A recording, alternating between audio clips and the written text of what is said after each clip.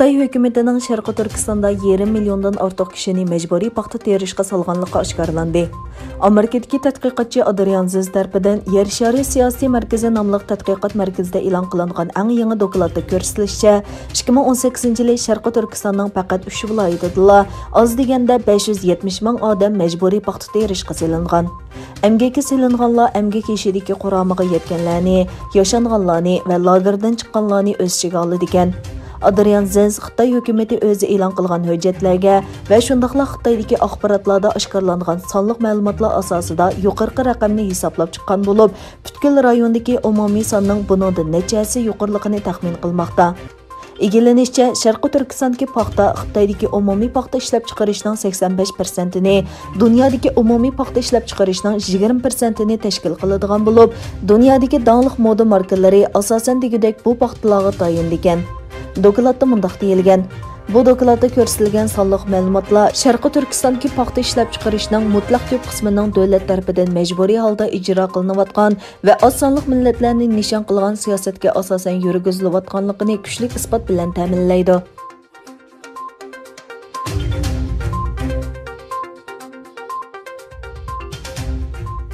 Xalqaro jinoiy ishlar sotining taftish amaldorlari Uyg'urlarning Xitoy hukumati ustidan sungan Uyg'urlarga qarata irqiy qirg'inchilik va insoniyatga qarshi jinoyat sodir qilganligini tekshirish haqidagi arizini qabul qilishni rad qilgan. Xalqaro jinoiy ishlar sotining bosh taftish ishxonasi 14 dekabr ariznamaning qabul qilinmaganligini bildirgan. Sharqi Turkiston surguni hukumati deb atalgan tashkilot bu 7-oyda xalqaro jinoiy ishlar sotiga ariz qilib, Xitoyning millionlagan Uyg'ur va boshqa musulmonlarni jazo lagerlariga qamaganligi, ayollarga qarata majburiy tug'mas qilish ilib borganligiga doir zo'r miqdorda dalillarni sungan. Taftish ishxonasining bildirishicha, ariznomadagi qilmishlarning ko'pinchisi Xitoyda yuz bergan bo'lib, Xitoy xalqaro jinoiy ishlar sotining a'zosi bo'lmaganligi uchun tekshirish shartiga tushmaydi ekan. Lekin xalqaro jinoiy ishlar soti dokladida yana Uyg'ur arizdorlarining advokatlarining sud mahkamasidan uning yangi dalil isbotlar asosida qarorini qayta o'ylashini talab qilganligini bildirgan.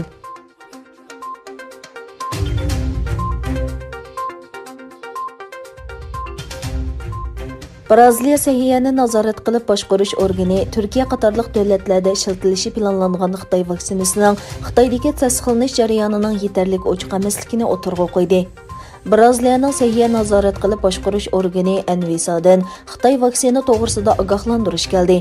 Bu vaksinani birinchi oyda Braziliyaning nufusi eng ko'p bo'lgan San Pauloda fuqarolarga ishlatilish planlangan. Anvisa mundaq dedi: Bu vaksina o'tgan yili 6-oydan boshlab Xitoyda jiddiy ishlatilishga ijozat berilgan. Ammo Xitoydagi jiddiy ijozatnoma berish o'lchami aniq emas. Xitoy doiralarining bu qarorlarni chiqarishni belgilaydigan o'lchamlar haqida hech qanday uchur yo'q. Xitoyga qarshi so'zlar bilan tonilgan Braziliya prezidenti Jair Bolsonaro ilgari Xitoy vaksinasiga bo'lgan gumonini o'tirg'a qo'ygan.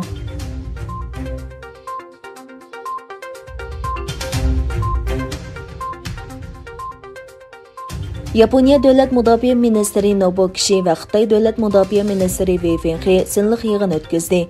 İki taraf Xitoy dengiz qirg'oqi muhofazat atritining paraxotlarining talash tartishliq Senkaku orolining dengiz tavalligiga qayta kirishini muzokara qildi. Xabar qilinishicha, Nobuo Kishi Yaponiyaning bu vaqtdagi andishlarini o'tirg'a qo'ygan.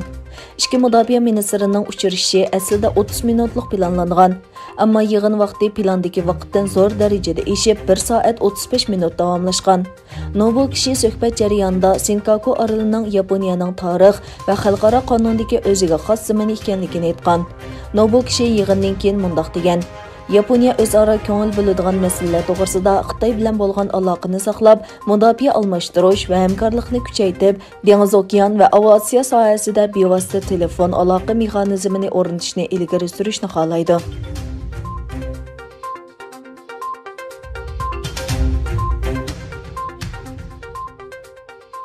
Amerikadan keyin Avstraliya Facebook ustidan ariz sundi. Avstraliya Raqobat va iste'molchilar komiteti Facebook va ishga hamkorlashuvchisi ustidan ariz sundi. Bu arizning sababi Facebookning VPN deb ataladigan mavhum torni ishlatib, minglagan avstraliyalikning uchurini ruxsatsiz to'plashi deb ko'rsatildi. Tilga ilingan torning konkurs salohiyati va uchurlarni qo'g'dash va'dasiga qaramay, tafsiliy shaxsiy sonliq ma'lumotlarning Facebookning bozor tadqiqotida to'planganligi va ishlatilganligi ta'kidlandi. Ijtimoiy taratquv magnati Facebookning setib olish jarayonida yuqorida bayon qilingan uchurlarni ishiltib, bozor afzalligini qonunsiz saqlab qolganligi o'tirg'a qo'yildi.